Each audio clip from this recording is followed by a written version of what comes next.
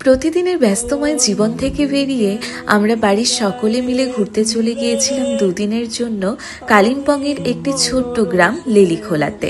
সেই লেলিখোলায় আমরা একটা সাজানো গোছানো ছোট্ট একটা হোমস্টেতে ছিলাম, যেই হোমস্টেটার নাম ছিল ঘোষেন হোমস্টে। অফবিট প্লেসের এই ঘোষেন হোমস্টে এতটা সুন্দর সাজানো গোছানো এবং তার অ্যাম্বিয়েন্স এতটাই সুন্দর যেন দেখেই চোখ জুড়িয়ে যায়।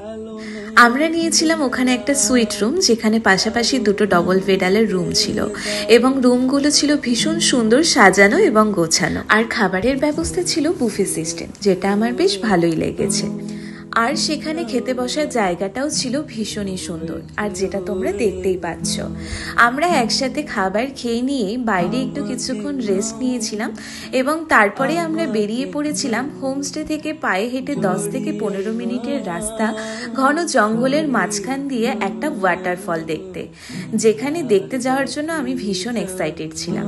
এবং ওখানে যাওয়ার পরেই একটু ঝিরিঝিরি বৃষ্টি পড়ছিল, যেটা সব মিলিয়ে ভীষণই ভালো লাগছিল। আর আমাদের সঙ্গে ছিল এই দুটা কুকুর।